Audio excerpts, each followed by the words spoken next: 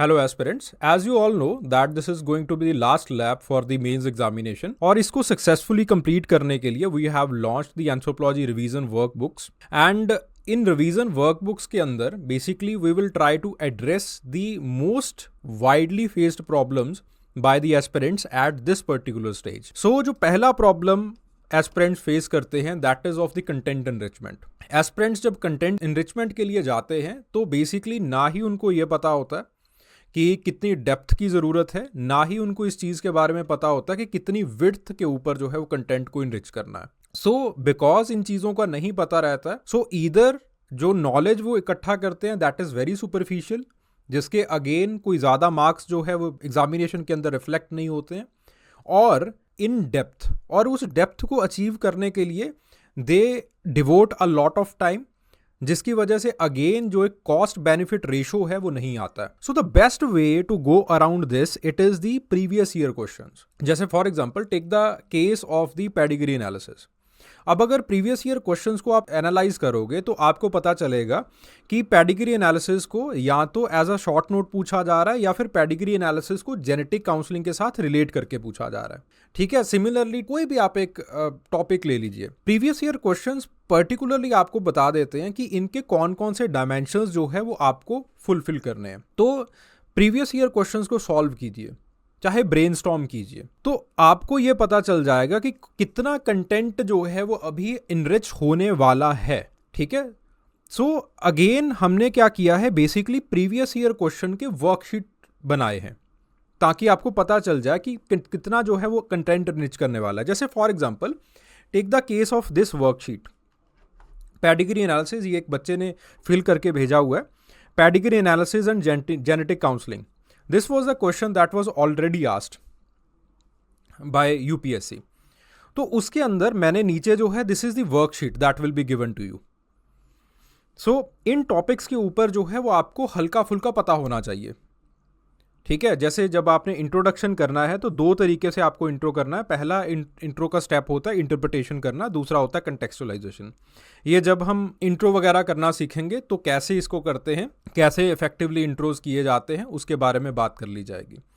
ठीक है, फिर जब बॉडी का पार्ट शुरू होता है, जब एनालिसिस शुरू होता है इस टॉपिक का, सो दिस टॉपिक एंड का मतलब होता है इंटर रिलेशन, कि पेडिग्री एनालिसिस को जेनेटिक काउंसलिंग के अंदर किस तरह से यूज़ किया जाता है, या फिर आपके पास जो जेनेटिक काउंसलिंग का बेस जो है वो पेडिग्री एनालिसिस किस तरह से बना है, उन चीज़ों के ऊपर बात करनी है. ठीक है, तो पहला है that pedigree analysis it is the foundation of genetic counselling. ठीक है, क्या इसके बारे में पता है? तो बच्चे ने यहाँ पे ब्रेनस्टॉर्मिंग की है कि जो पेडिग्री एनालिसिस है it Lay's the ground work. ठीक है, जो आपके पास ट्रेट्स अक्रॉस द जनरेशन कैसे ट्रैवल हुए हैं वो हम इससे जानते हैं, इनहेरिटेंस पैटर्न इससे जानते हैं. ठीक है, तो इसी के अंदर जो केस स्टडी है वो हमने देखी थी कि जेम्स नील की केस स्टडी इसके अंदर लिख सकते हैं.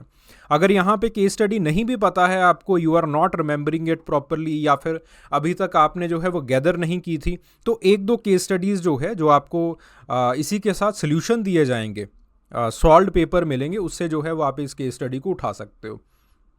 Then identifying the mode of inheritance. अब अगेन आपके पास जो है वो मोड ऑफ इनहेरिटेंस के अंदर whether it is autosomal, sex linked, dominant और रिसेसिव. ठीक है, जैसे फॉर एग्जांपल रोबर्टा जेटकिंस की स्टडी है. Then risk assessment. अब रिस्क असेसमेंट के अंदर बेसिकली क्या हम करते हैं कि किस तरह से हम इनहेरिट करते हैं डिसीज़ को, जेनेटिक कंडीशंस के अंदर किस तरह से डिसीज़ जो है वो अपने आप को आगे एक्सप्रेस करता है. देन उसके बाद प्रेडिक्टिव टेस्टिंग करते हैं. प्रेडिक्टिव टेस्टिंग के अंदर हमने केस स्टडी लिख ली दैट ओके BRCA1 जीन जो है. ठीक है, तो इससे पता क्या चलता है, फ्यूचर हेल्थ रिस्क के बारे में पता चलता है. कैरियर टेस्टिंग करते हैं. कैरियर टेस्टिंग के अंदर हमें ये पता चलता है that whom to marry and whom not to marry. जैसे फॉर एग्जांपल ऑस्टर की स्टडी है तेशास डिसीज़ के अंदर. नाउ लेट्स से इनके बारे में आपको नहीं पता था, तो केस स्टडी नहीं पता है आपको, आप डायरेक्टली जो है वो यहाँ पे एक दो केस स्टडीज जो है वो अपने नोट्स के अंदर ऐड कर सकते हैं. ठीक है, और देन उसके बाद प्री नेटल और PGD के अंदर आपको ये पता चल जाता है कि आगे आने वाले जो इकोनॉमिक एनालिसिस है या फिर आप जो जेब के ऊपर कितना खर्चा पड़ेगा पेरेंट्स की, उसके बारे में पता चल सकता है। Then decision making and support, emotional support, genetic disease के बारे में पता चल जाता है, पेरेंट्स को एम्पावर कर पाते हैं। सो यू कैन सी कि आपके पास कितने पॉइंट्स जो है वो इनमें से आप निकाल पाते हो। ठीक है, सिमिलरली आपके पास लेट से मैं थोड़ा सा तेज़ चलूँगा इसमें ताकि आपको समझा सकूँ कि क्या होगा इस what we generally do in the worksheets. So similarly various methods used in the genetic counselling in man. So again analysis के पार्ट के ऊपर हम आए। पेडिग्री एनालिसिस, पेडिग्री एनालिसिस क्या करता है? सो ये इनहेरिटेंस पैटर्न्स को ट्रेस करता है। सो अगेन कि बच्चे ने जो है वो यहाँ पे कीवर्ड्स लिख रखे हैं। ठीक है, ट्विन स्टडीज़ क्या करता है? Twin studies basically genetic versus environmental influences को दिखाता है। फॉस्टर चाइल्ड स्टडी क्या करता है? तो अडॉप्टेड वर्सेस बायोलॉजिकल फैमिलीज़ को हम कंपेयर करते हैं, नेचर वर्सेस नर्चर को। कोटविन मेथड, हम इसका क्या इम्पैक्ट पड़ता है एनवायरनमेंट का आइडेंटिकल ट्विन के ऊपर, उसको देखते हैं। ठीक है, क्रायोजेनेटिक मेथड, इसके अंदर हम जो है क्रोमोसोमल स्ट्रक्चर को डिटेक्ट करते हैं। और उसके बाद क्रायोटाइपिंग, हम क्रोमोसोम को विजुलाइज करते हैं। सो हर एक के बारे में पता था। जो खास करके वहाँ पे जो ज़रूरत पड़ती है बच्चे को, वो ये होती है कि कीवर्ड्स, आपको कीवर्ड्स याद आ रहे हैं या नहीं याद आ रहे। तो उसका जो एक यहाँ पे आप अच्छे तरीके से अपनी टेस्टिंग जो है वो कर पाएंगे। Similarly case studies, pedigree analysis, HTT mutation, ठीक है, that is the Huntington disease. Twin studies, schizophrenia study. Foster child study, Colorado adoption studies. Co twin studies, Vietnam era studies. Then उसके बाद cryogenetic method, the Philadelphia chromosome case. These are the case studies जिसके साथ कि आप समझा सकते हो कि हाँ हमें इन मेथड्स के बारे में पता है। ठीक है, moving to the next one. ठीक है, जैसे फॉर एग्जांपल अगला है twin methods in the human genetics. ये भी एक सवाल जो है वो पूछा गया था। So the twin methods in the human genetics, तो इसका जो है वो हमने एनालिसिस किया। सबसे पहले इसका जो डेफिनेशन है वो लिखा कि हम इसके अंदर मोनोजाइगोट और डायजाइगोट को कंपेयर करते हैं। फिर उसके बाद स्टेप्स लिखे। पहला स्टेप जो है वो आइडेंटिफिकेशन के साथ होता है। आइडेंटिफिकेशन के अपने अपने स्टेप्स होते हैं। ठीक है, जिसके अंदर जो है वो आपके पास DNA टेस्टिंग आ जाती है, फिजिकल सिमिलैरिटी आ जाती है, जाइगोसिटी डिटर्मिनेशन आ जाता है। 3 मेजर मेथड्स हैं। ठीक है, फिर उसके बाद assessment of trait. Trait assessment के अंदर आप बिहेवियर या फिर फिजिकल असेसमेंट करते हैं। फिर उसके बाद जो है वो आपके पास क्या क्या मेथड्स हैं ट्रेट करने के। The first is questionnaire, interviews, medical exams etcetera etcetera. फिर उसके बाद आप स्टैटिस्टिकल एनालिसिस करते हो। तो स्टैटिस्टिकल एनालिसिस के अंदर 5 अलग अलग टेक्निक्स होती हैं।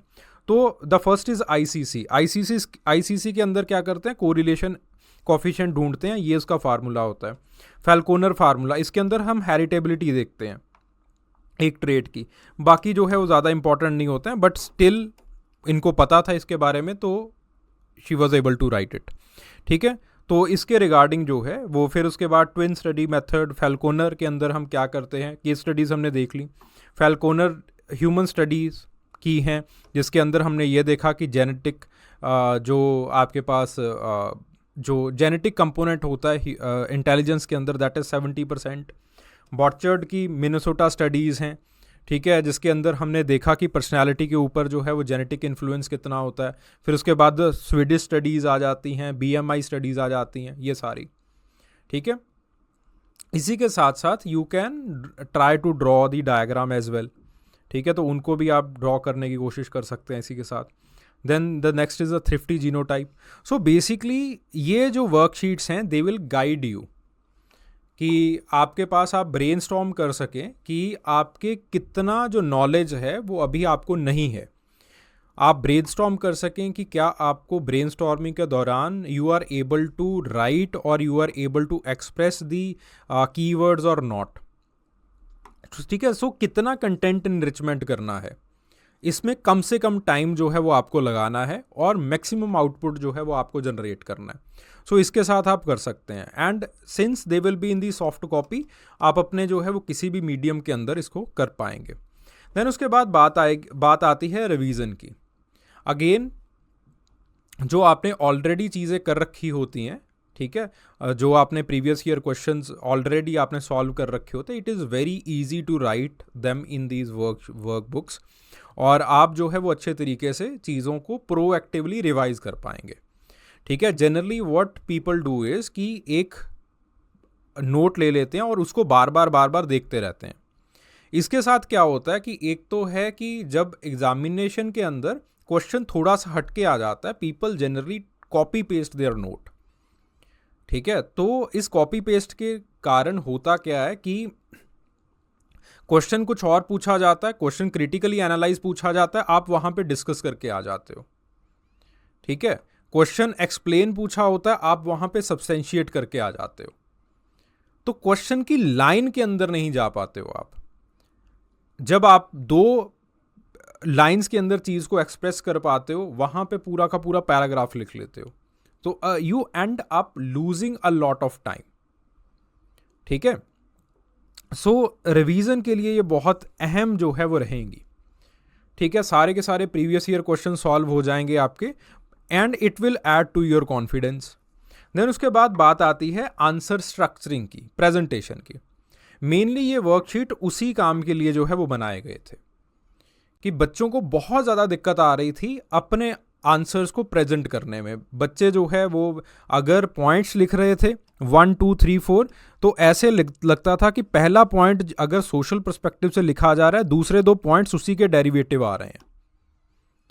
ठीक है, सो अपने पॉइंट्स के अंदर डाइवर्सिटी लेके आ सकते हैं आप, प्लस जो आपके पास आंसर स्ट्रक्चरिंग कैसे करना है, इन्हीं वर्कशीट्स को, some of these worksheets they will be given to you, जिसके अंदर आपने जो है वो you will fill them yourself, और जो previous year question inspired question जो है वो आपको दिए जाएंगे रेगुलरली। ठीक है, जिसके अंदर की आपका स्ट्रक्चर ऑलरेडी बना होगा and you just have to fill it. ठीक है, जैसे नीचे जो है वो I think there will be certain questions here also. हाँ, जैसे जिनोम स्टडी है, ठीक है, it will be something like this. ठीक है, you will introduce it. Introduction के 2 पार्ट्स होते हैं। The first is interpretation, the second is contextualization. Interpretation का मतलब होता है कि आप क्वेश्चन को समझाओ। जैसे फॉर एग्जाम्पल यहाँ पे हम लिख सकते हैं कि that genome studies it have a pivotal significance in understanding the DNA structure of an organism. Second is contextualization. Contextualization का मतलब क्या है कि पहले स्टेटमेंट का फिर आप बॉडी के साथ एक ब्रिज बना दो, यहां पे फिर ये समझा दो कि ये किस तरह से डीएनए स्ट्रक्चर जो है वो समझने या फिर डीएनए मेकअप समझने में काम आता है। ठीक है, सो वो जो 2-3 मेथड्स हैं उनके बारे में जो है वो आप बता सकते हैं। ठीक है, तो इसके अंदर जो है वो फंक्शनल जिनोमिक्स होती है, हम इसके अंदर डिस्क्रिप्टिव एनालिसिस करते हैं, वो सारी चीज़ें। तो उसके बाद बात आती है एनालिसिस की। So the first is description of the genome studies and the methods that are involved. ठीक है, तो जिसके अंदर जो है वो आपके पास जो मेथड्स हैं, बच्चे को जो याद हैं यहाँ पे, ही और शी कैन राइट इट। अगर नहीं याद है तो यहाँ पे मार्क लगा के वो इनरिच कर सकता है अपने जो वर्कशीट्स दी जाएंगी, जो आपके पास सॉल्व्ड पेपर दिया जाएगा उससे। फिर उसके बाद scope of the genome studies. ठीक है, the genome sequencing, genotyping, GWS and functional genomics. ये क्या है वो आप लिख सकते हो जस्ट इन कीवर्ड्स। ठीक है, and this will be given to me. ठीक है, वो आप मुझे भेजेंगे और मैं यहाँ पे बेसिकली ये देख पाऊंगा, are you interpreting it properly, are you contextualizing it properly. आपको वाक्य में पता है कि जीनोम स्टडीज और क्या क्या मेथड्स, क्या क्या टेक्निक्स इसके अंदर एम्प्लॉय होती हैं। अगर नहीं पता है then I will give you the content, नहीं तो वो मिल ही जाएगा आपको, आप ऑलरेडी कर सकते हैं उसके साथ। ठीक है, तो देन उसके बाद जो है वो सीक्वेंसिंग। सीक्वेंसिंग क्या होती है? ठीक है, क्या कोई केस स्टडी याद है आपको? जीनोटाइपिंग क्या होती है, कोई केस स्टडी याद है आपको? GWS क्या होता है, केस स्टडी याद है आपको? इस तरह से you can critically analyse yourself as well as, अगर चीज़ें पता हैं तो उन चीज़ों को मैं अच्छे तरीके से जो है वो चेक कर पाऊंगा। फिर उसके बाद इसके एप्लीकेशंस, मेडिकल जेनेटिक्स के अंदर क्या होता है, एवोल्यूशन के अंदर, फॉरेंसिक्स के अंदर, एग्रीकल्चर के अंदर, are you able to recall something or not, are you able to recall some examples or not. ठीक है, बिकॉज ऐसे जो क्वेश्चंस हैं वो बहुत सारे पूछे जाते हैं और उसके अंदर इसी चीज़ के ऊपर नंबर आपको दिए जाएंगे, that are you having the 60 degree coverage of that particular topic or not. ठीक है, are you having this structure or not. ठीक है, सो स्ट्रक्चर बनाना, उन चीज़ों को लिखना, वो जो है वो किया जाएगा। And we will also have the test series under this course only. अब basically what is the timeline, उसको हम डिस्कस करेंगे। तो आपके पास generally we will have 2 or 3 days of the revision of this worksheet solve करने के लिए। Then उसके बाद we will have a test जो है वो वही 250 नंबर का टेस्ट होगा, but it will be covering this particular area. ठीक है, जो कि इस प्लानर के अंदर दिया होगा। तो आपके पास जो है डे फर्स्ट के अंदर, जैसे आप let's say the principles of the pre historic archaeology करते हैं, तो वहाँ पे जो है आपको एक वर्कशीट दिया जाएगा जिसके अंदर दोनों होंगे। आपके पास कुछ previous year questions already solved पड़े होंगे। ठीक है, सॉल्यूशंस के साथ भरी हुई जो चीज़ें हैं वो आपको करनी है, जिसके साथ साथ सॉल्यूशंस दे दिए जाएंगे। And then there will be certain practice questions. ठीक है, वो जो प्रैक्टिस क्वेश्चंस हैं वो आपको भरने हैं, सॉल्व करने हैं, and you are going to send it to me. तो वहाँ पे अगर कोई छोटी मोटी गलती हुई, इंट्रो करना नहीं आ रहा है, कंक्लूड करना नहीं आ रहा है, आपके पास कीवर्ड्स नहीं लिखने आ रहे हैं, या फिर कुछ XYZ कुछ कंटेंट की खामी है, वो हम यहाँ से ढूंढ लेंगे। ठीक है, पहला सॉल्व हो गया, पहला अच्छे तरीके से रिवाइज हो गया। तो देन उसके बाद डे सेकंड के बाद जो है वो आपके पास टेस्ट, फिर डे थर्ड, डे फोर्थ, फिर एक test, day fifth, day sixth, फिर उसके बाद एक टेस्ट। इस तरह से we are going to have the 16 tests. ठीक है, 14 जो है वो उसके अंदर सेक्शनल टेस्ट्स होंगे, यानी कि हर एक सेक्शन को कंप्लीट किया जाएगा अलग अलग वर्कशीट से, फिर टेस्ट दिए जाएंगे। और उसके अंदर 4 जो है वो फुल लेंथ टेस्ट होंगे। फुल लेंथ टेस्ट या फिर फुल सिलेबस टेस्ट जो है वो आपके पास होंगे। ठीक है, सो इस तरह से जो आपकी टेस्टिंग है वो साथ के साथ रहेगी। आपका जो आंसर की सुधार है वो साथ के साथ चलेगा, रिवीजन जो है वो साथ के साथ होगी। So it is going to be an intensive programme. And again this is specially उन एस्पिरेंट्स के लिए जो कि इस साल मेंस एग्जामिनेशन दे रहे हैं, and those who do not have a solution to their answers. कभी आंसर जो है वो ख़राब चले जाते हैं, कभी जो है वो एम्बिग्यूटी आ जाती है आंसर्स के अंदर, ऑब्जेक्टिविटी नहीं है। ठीक है, या फिर डिसिप्लिन नहीं है, टाइम मैनेजमेंट, कब कितने टेस्ट सॉल्व करें, कितने टेस्ट ना सॉल्व करें, उसका कोई सोल्यूशन नहीं ढूंढ पा रहे हैं। तो सिर्फ उन बच्चों के लिए जो है वो हमने ये पर्टिकुलर प्रोग्राम बनाया है, and the link is open. ठीक है, सो अगर आप ज्वाइन करना चाहते हैं, you can contact the team. Thank you very much.